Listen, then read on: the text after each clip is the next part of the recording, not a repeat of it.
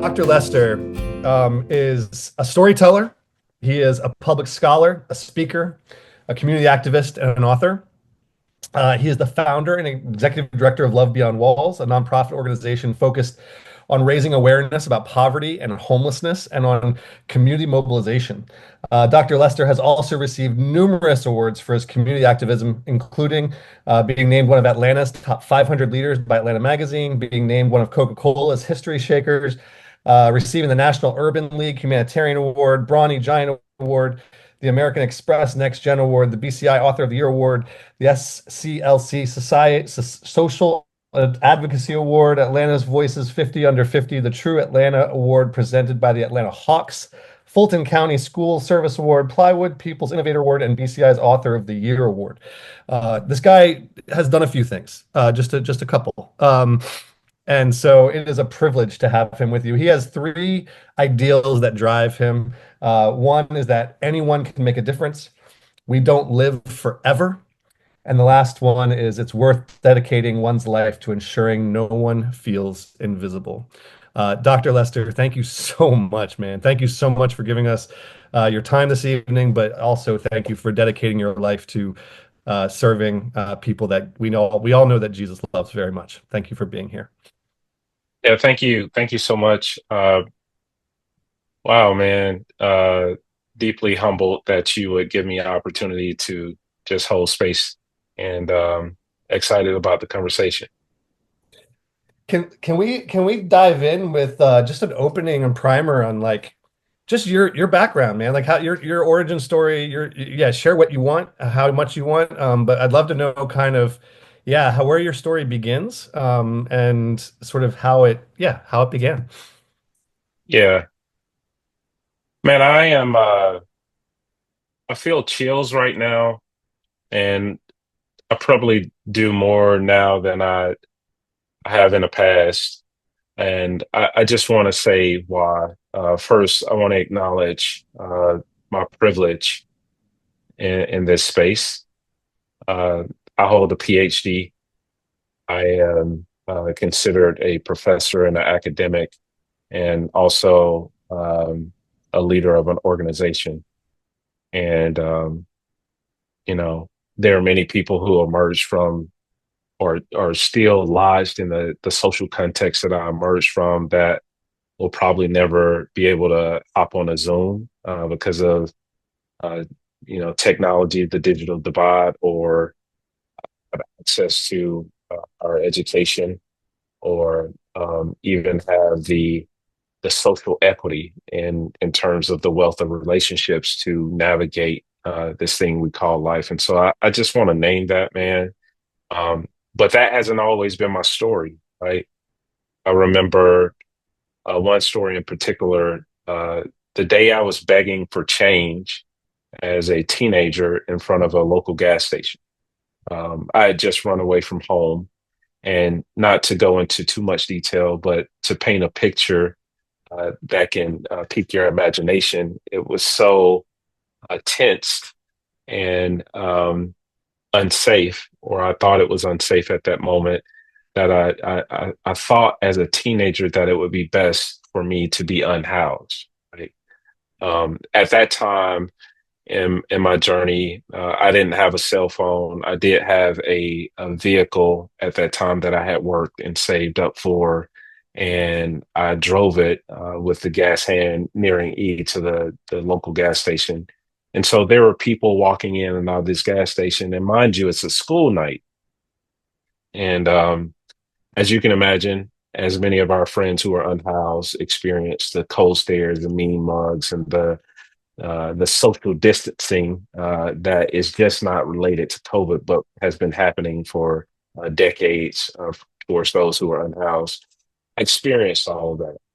And this guy comes out and he asked me why I wasn't at home getting ready for school the next day. And I made up some lame excuse and I say, could I borrow some change so I can use the payphone? That's back when people use those little silver boxes, right? And he tosses me two quarters. One falls on the ground and the other I catch in my hand. and there's still an embodied experience because I still feel the shame that I felt when that was happening. And so I pick up the quarter, I walk over to the payphone, and I call my friend E. We called him E. His name was Eric, but I knew Eric had a father and a family that was together, and um, I saw his father present in his life.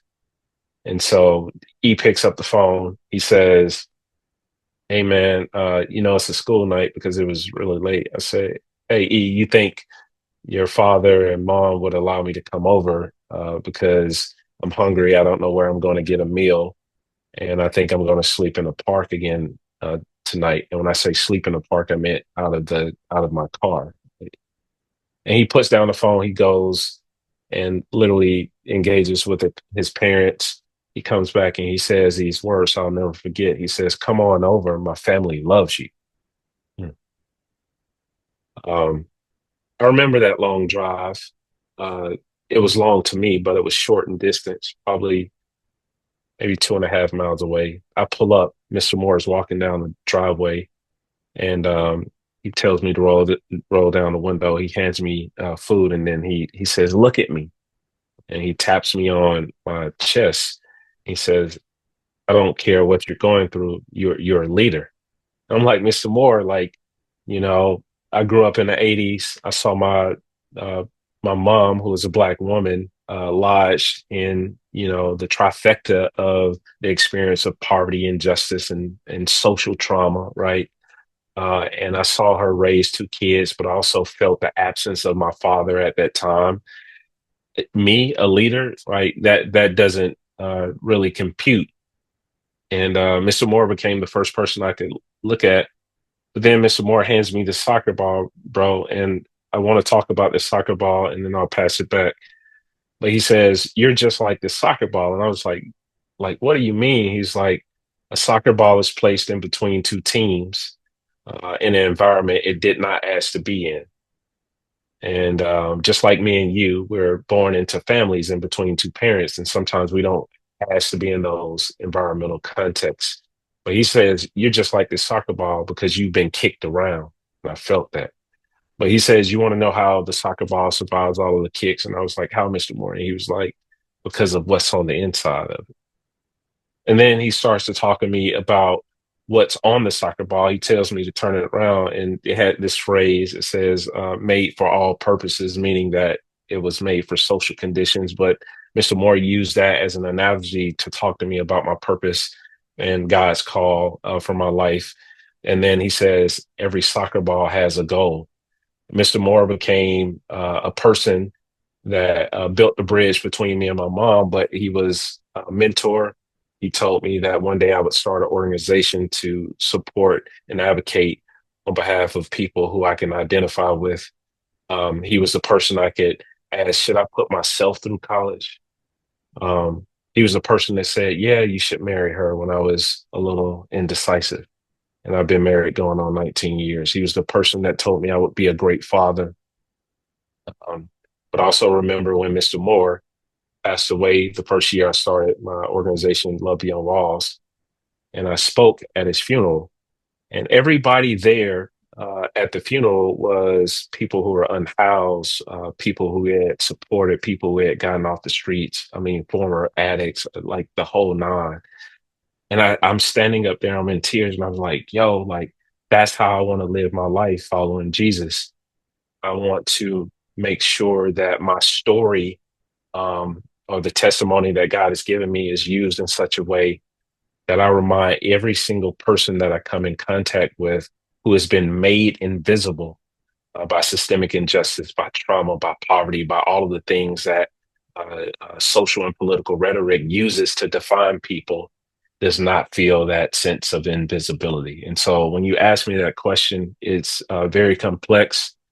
Uh, Shout out to my mom who overcame Ari and achieved her clinical doctorate degree. Shout out her for being a strong Black woman. Shout out to my sister who is an educator. Shout out to my community, uh, mostly strangers who came into my life and said that I was something. That's beautiful. I wonder if you can pull back the curtain a little bit. If we can go a layer deep on, I want to touch on the shame piece that comes from poverty and comes from isolation and trauma. Because you mentioned the instinctive shame of like the picking up that quarter, right? Or receiving help from somebody. And I've talked to other people who have been in just incredibly difficult situations, and it's incredible to me how early on that feeling of shame and that feeling of lack can really sink in. And it's almost instinctive, like like kids have an instinct towards this is shameful behavior. This I should be this or this. And so I'm wondering if you can kind of pull back a little bit or maybe philosophize. I know I'm already going rogue. Question two, I'm already going off script. Yeah, But like, let's talk a little bit about that. Why do you think that is? And what is it about like as a like a teenager, like you didn't like how did you even know that that was a shameful, like, I don't know. Again, don't overshare. I'm not asking too much, but I'm just curious. Like, as I've talked to people who've experienced homelessness and I've studied this, and as we engage with people, there's that element of like that instinctive othering that you, or in your yeah, term, invisibility. Like, how does that happen? Instinct, like, how do we communicate that to people so young? yeah. Man, that's a loaded question. I think we have to deal with the let's start here. Let's talk about the socially constructed ideas of impoverishment, right? Dr. Teresa Gowan writes this book. She's a sociologist, right? And she's a scholar. And she actually studies the history of homelessness in the United States. She has this book, Hobos, Hustlers, and Backsliders, right?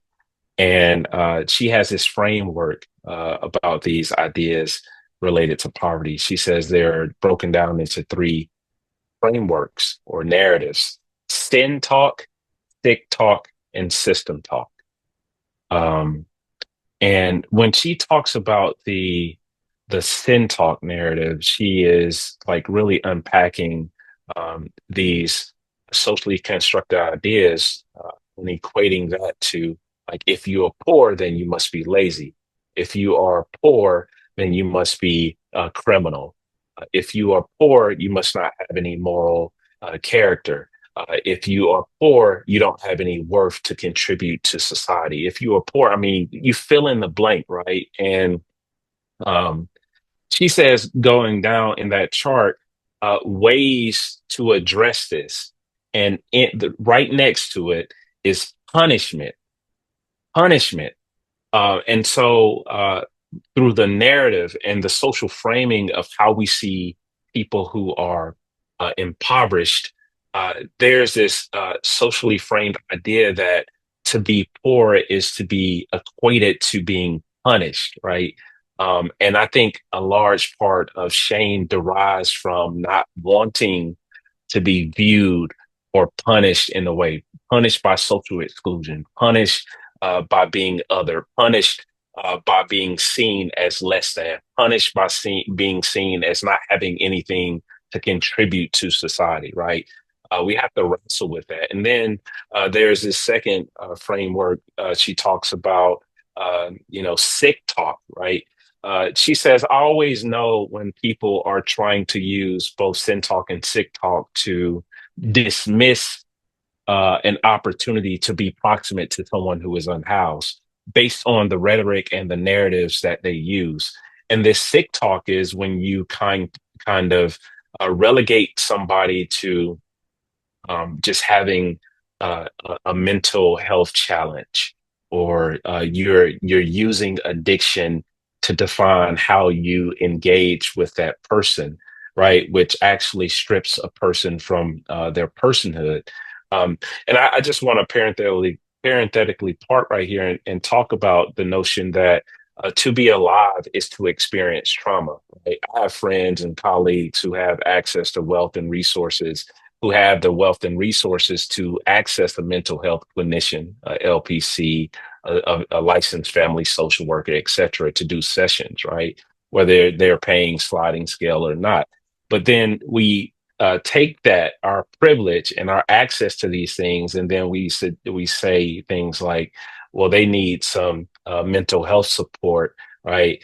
But then we don't collectively provide the type of support they need. And so we are blaming them for something that we have access to that they don't have access to, which is another form of othering, right? And then the system talk, we don't look at the historical roots to how impoverishment was created. I mean, statistically, 50% of people who are impoverished are BIPOC, right? Black and people of color.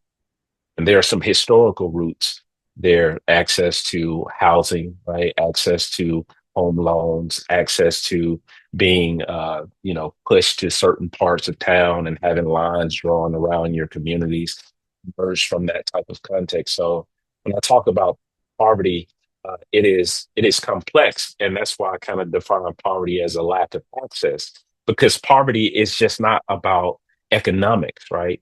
Poverty is it can be spiritual. Poverty can be relational. Poverty can be environmental. Poverty can be emotional. Poverty can be social.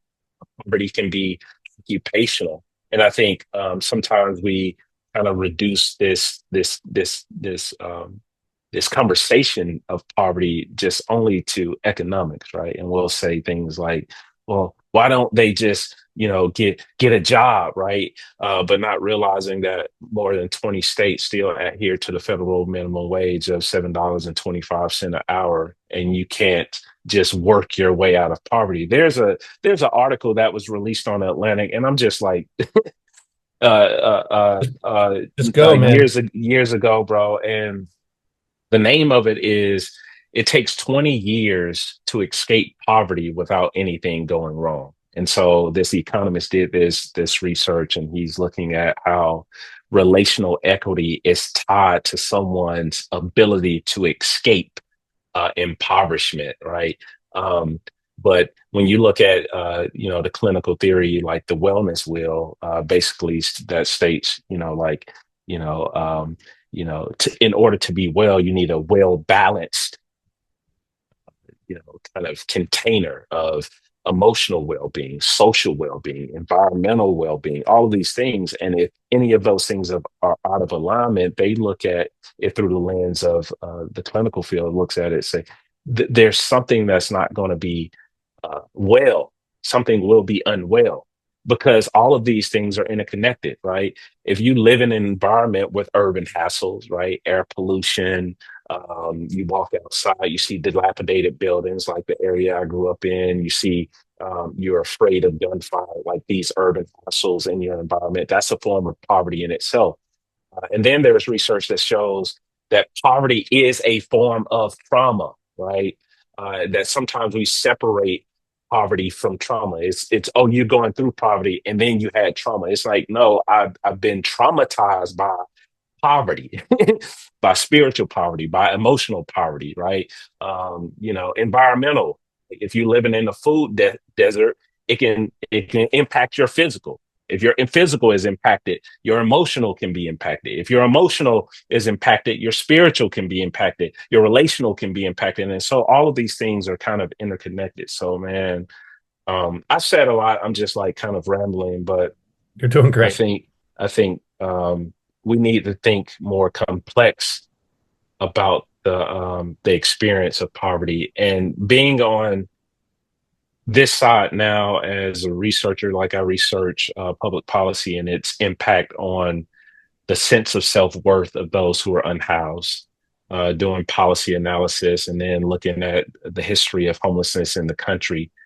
um, I can see how historically, politically, socially, the stigmatization of how we talk about these things upholds some of the social norms that we are seeing happen with those that we called the beloved of God. And I'll stop right there. No, that's great. I mean, my follow-up is I mean that you talk about the word access a lot, and I think that's and I think of sort of in our in our pre conversation around this. I'd love for you to even kind of break down a little bit, even some of the language that we use around housing. Like I mean, like even like we talk about affordable housing or permanent supportive housing, or like to talk a little bit about like how access is being sort of systematically like barricaded or blocked away from people in different communities, and how the language around whether it's even the affordability and how that relates. And then the other thing I would just Yeah. add on to that is like as you follow up on that, but like I'd love to know how your work and how getting involved, like Love Beyond Walls, and how you are leveraging your influence and your experience to provide access to other people. Yeah, man.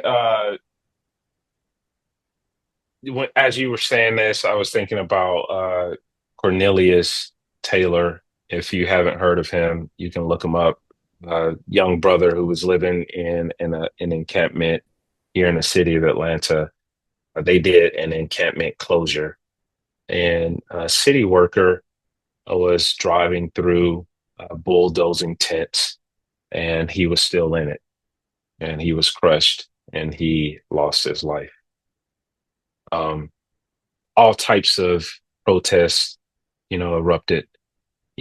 Housing is a human right. Um, you had people who are, kind of homelessness advocates, going down to the Capitol. You had organizations kind of banding together. I was given the opportunity to help plan some of his memorial service that happened at Elizabeth Baptist Church. And the reason I bring him up is because there's always been talk politically as a talking point that the way to solve, homelessness is create more affordable housing, and that becomes a talking point. But like the reality is that one, there's a housing shortage, affordable housing shortage, even for those who have career jobs. Like we have colleagues right now who are still trying to find housing that they can afford with the interest rates that are current right now. We have other friends who were renting, right? They have careers like these are educators and flight attendants and all types of things who are still saying, if I miss a check, like I will find myself in a situation that is uncomfortable, maybe on the, underneath a bridge or something like that. But I'll take it a little deeper. So I was doing research. It was a few years back when I was doing research for my grad degree. I was tasked to find a policy problem. Mostly, I picked the state of Tennessee became the first state in the United States that made homelessness a Class E felony.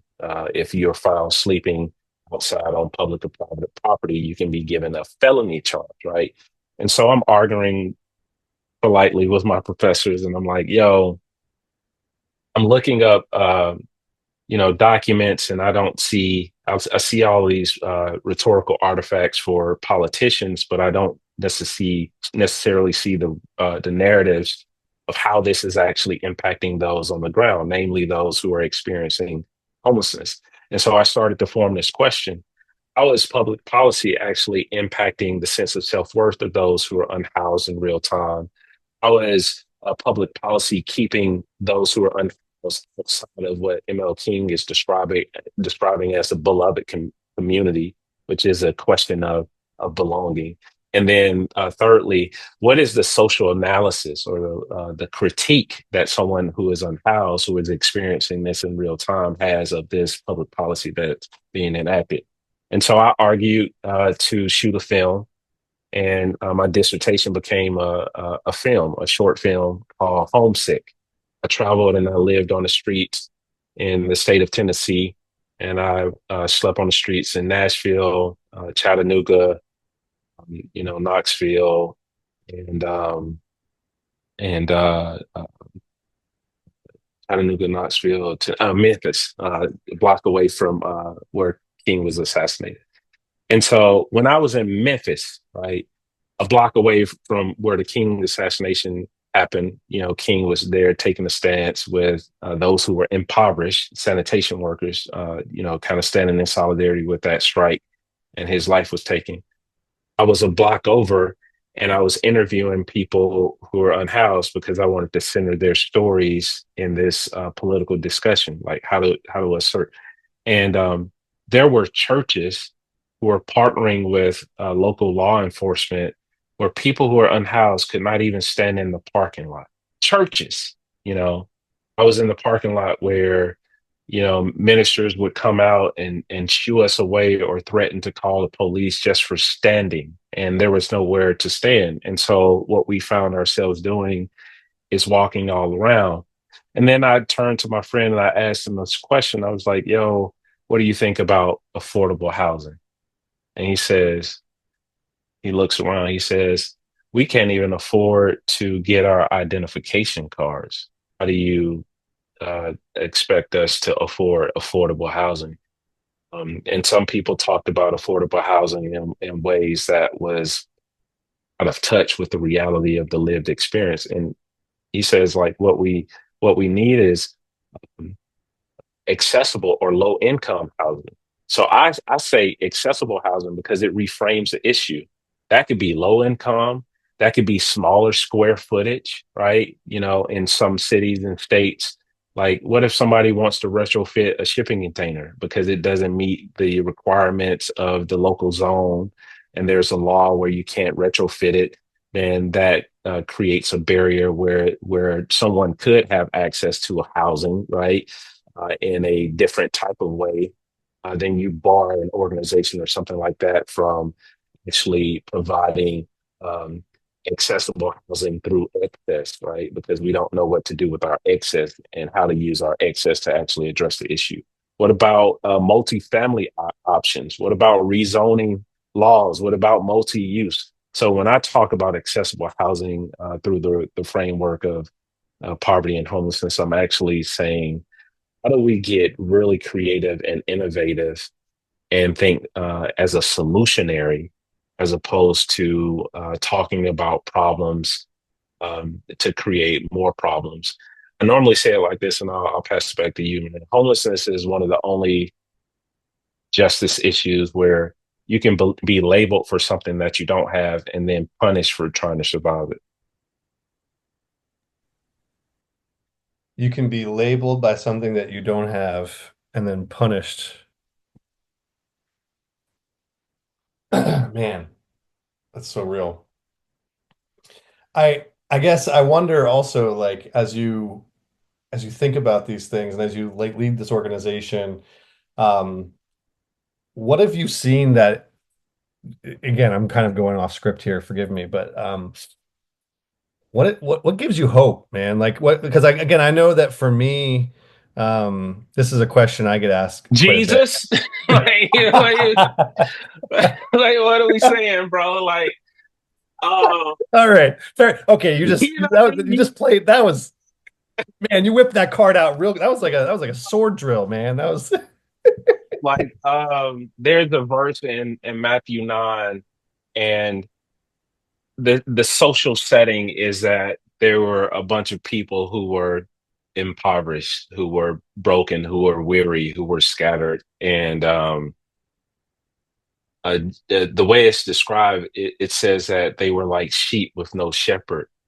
And then the next verse later, it says, and then Jesus was moved with compassion. I always get chills like hearing that. Like my response to weariness, my response to seeing someone get denied access to public sanitation, my response to someone who is going to bed hungry tonight, my response to someone who is being excluded or not given access to a shelter bed. My response to public policy is to be moved with compassion. And so, like, that is my response because that is my hope. What greater hope do we have than someone named Jesus that becomes all, right? He becomes word that becomes flesh and he dwells among people. So our life source is connected to the ways in which we dwell with people. And so, like when you say, "What gives me hope?" What gives me hope is when I get to shake Daryl's hand, who was a veteran who got a discharge unfavorably in the 1960s because of his skin color. And I get a chance to give him a hug, and he says, "You make my day because not many people talk to me." I get hope when I met Robert underneath the bridge 11 years ago, and now Robert has his own apartment in the same city he was unhoused in. I get hope when I see young children have access to things that will give them the confidence to show up in a classroom and connect with their lesson, not because they don't have access to those things, but because they deserve access to those things so they can connect with that lesson in a way that maybe one day can empower them to be a scholar, to be a principal, to be a teacher, to be a lawyer, to be a doctor, to be anything that they dream to be in this country. And so, like, that's what gives me hope, bro. And I'm not saying that this work doesn't make me weary sometimes, but that's personal, right? That's when I have to have a self care plan. I have to I go to therapy. I talk to my wife. I make myself accountable to my community. I open up and I name my pain. I don't allow the vicarious trauma to be passed to my children. Like I can go on and on and on. Stay connected to the life source, bro. Jesus says in John 15, like, I'm the vine, right? I gotta stay connected to that source because none of this stuff works apart from God, man. So I get really fired up about that because I know it was God through Mr. Moore, through Mr. Eason, through Miss Eason, through all the people who came into my life that spoke life into my life, and God rescued me. God dwelt with me through the relationships, and so the only way that I'm able to be where I am is by the grace of God. And so, like when I get around people, that love of God, it has to overflow out of me, bro. It has to overflow out of me, and it causes me never to forget what God has done in my life. When we talk about poverty, we can't talk about poverty without. So most people talk about poverty, and it's always material poverty, material poverty, material poverty, right? No, there's an immaterial poverty. Paul said that Jesus became poor so that we might become rich, bro, rich in relationship with our Lord, man. And so when I think about the richness of that relationship and what that has done for me, how can I not show up with wealth in relationships with someone who doesn't have access to the same things that I have access to? So like I get real fired up when I talk about that. Yo, just keep the fire burning, man. That's amazing. And it's so interesting that you put it that way because it's like, for me being in this work for a long time, it's the same. It was interesting how seeing the same guy every week for like 4 years and not seeing any visible change or deviation from this pattern.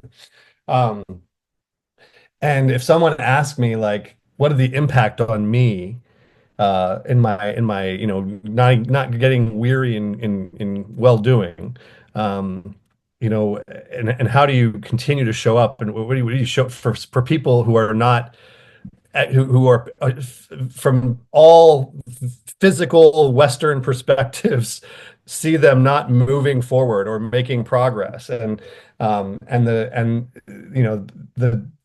they ask like, well, how do you not see that over and over and over again and get disheartened? And it's so interesting because for me, I have found that small victories, and what you said, and really what you're describing, what I'm talking about is testimony, was what you just said. Testimony. It's witness.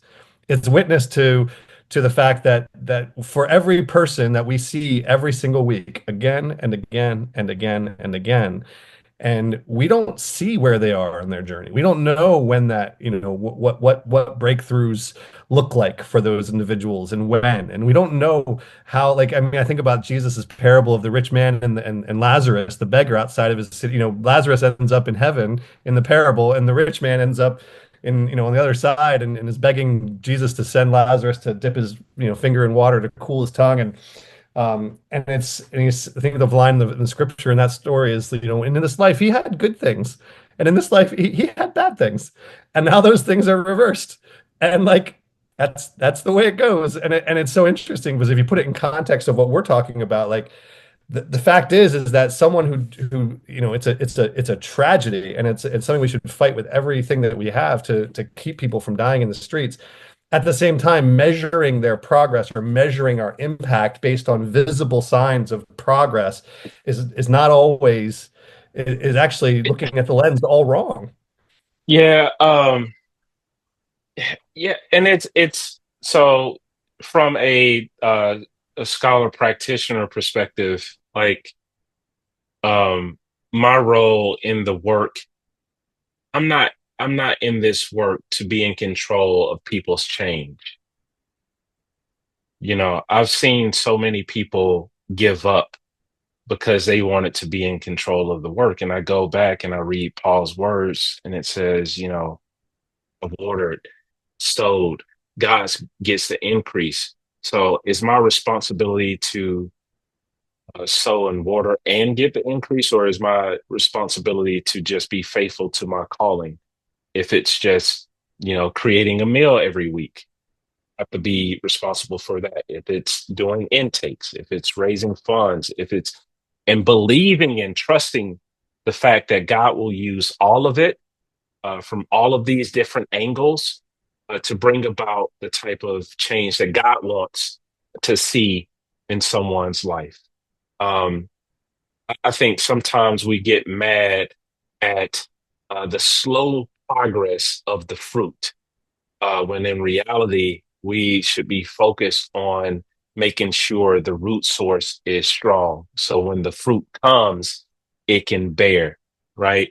I think what happens oftentimes, we get focused so much on the fruit, the root source, right? The foundation of what we even started or stand for gets so weakened that it topples over before we can even see something being born. And here's the thing, bro, like the people who sold in my life early on, Mr. Moore is not even here.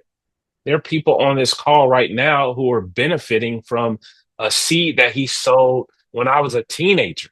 Mr. Easton, who paid for my college experience when I was working in a warehouse trying to figure out my path. And should I go to school? He came into my life, and he passed away. The last text message he said to me, what he was a real estate guy. He says the greatest investment he ever made was in my life.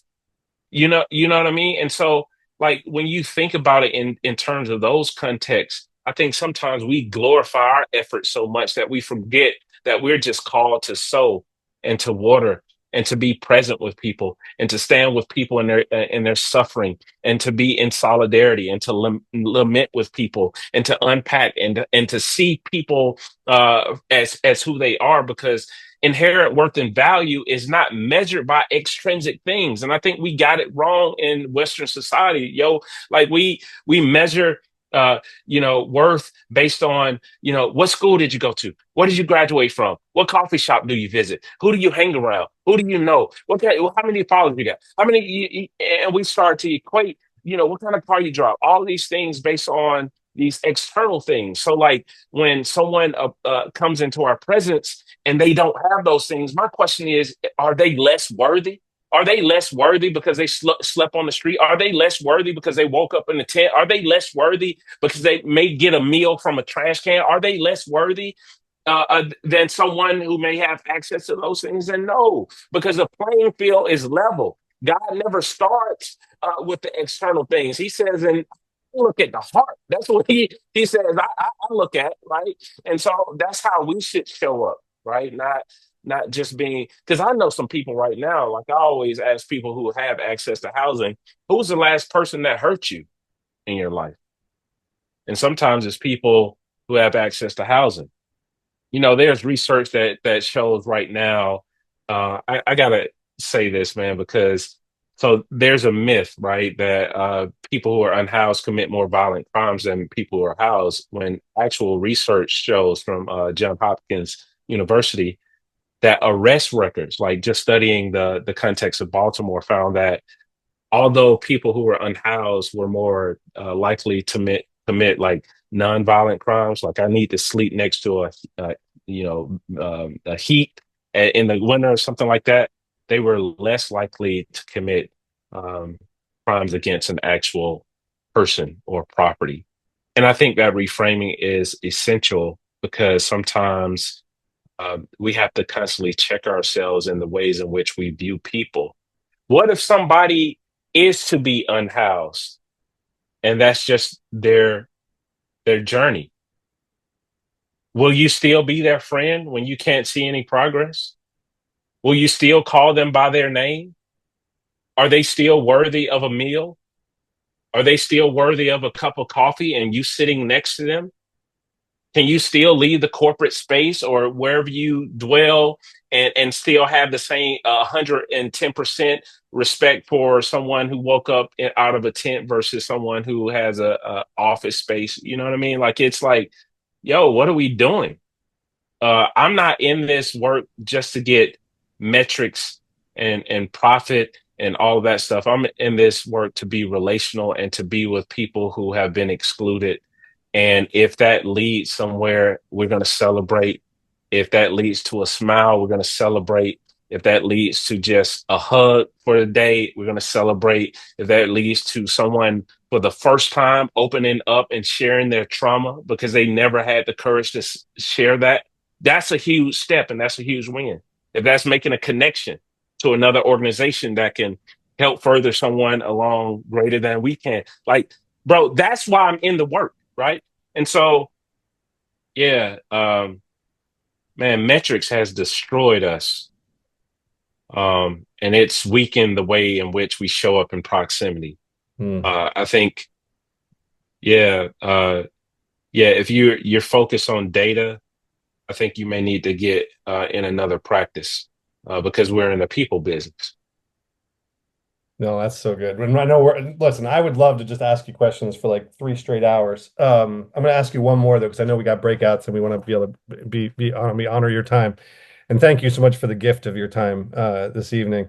But I know you wrote a book that I thought was really, really powerful called Zion Learns to See, I believe is what it's called. Is that the right title? Um, could you, because I think when I think about watering and I think about planning, I think about my 13-year-old and my 11-year-old who are running around down. Like how can we water and steward our children and the next generation to do better as it relates to proximity and accessibility and act and service than we've done? Yeah, man. So Zion Learns to See is a children's book that I co-authored with my daughter Zion, and she approaches me one day and she says, I want to write a children's book. Only she was in the second grade, and like why? And she was like, just watching you and your mother, well, her mother, my mom, do community work, I figure out a way to serve. And so, and I always tell parents, like, I've never used service as punishment for my children. And the reason why is because when you do that, you kind of reinforce the social stigma and the otherization of people who are impoverished. So, like, if a child is not being grateful enough, you don't just drag them down to like a soup kitchen or like out on the streets to feed a sandwich and say, "You see, this is how you can end up. You should be grateful." No, that's actually enforcing the stigma that uh, that you are better than someone who is without an address, that you should be grateful for not being like someone without an address, and it's reinforcing the stigma that we're trying to you know, battle against. And I call it a form of narrative justice. So me and my wife early on, we said we're gonna instill these values.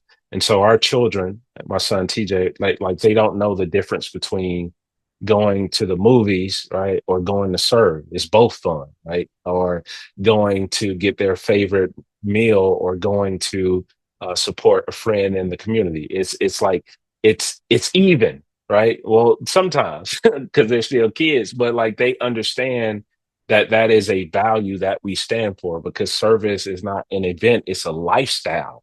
It's a lifestyle. And we taught them that early on. And so, yeah, we wrote that book.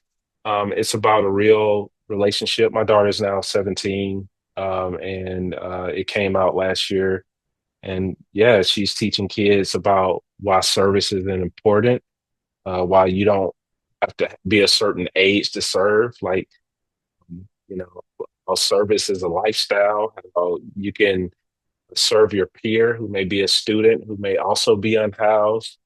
And she and I just partnered to launch this initiative called Zion's Closet. And so like now we're partnering to build retrofit resource closets in Title I schools. So we go in, washing machines, dryers, like computer labs for parents who don't have access to technology. It's a respite, like access to uniforms, access to produce and refrigeration.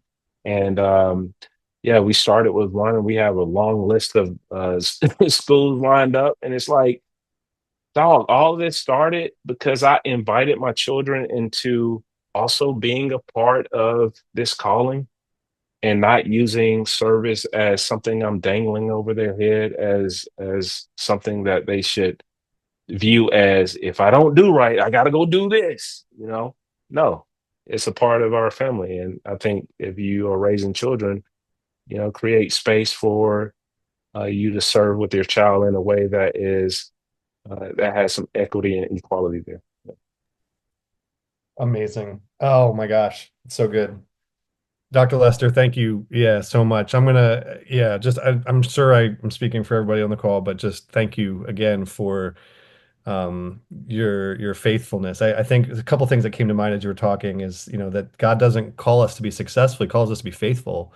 And another line that comes to mind is the great quote from Mother Teresa, who said that, the worst form of poverty is the poverty of being unloved and unwanted. That's Um, right. and I think about that in terms of hopefully by God's grace, this conversation will help lead to many more conversations and many more like that, the rock in the pond, the ripples, that God will take on and move forward. So thank you so much for sharing and imparting your wisdom and experience with us. Yeah, Sydney, I'm gonna kick it back to you so we can go to breakouts and we'll take it from there. But Dr. Lester, thank you. Really, really Thank appreciate you. it.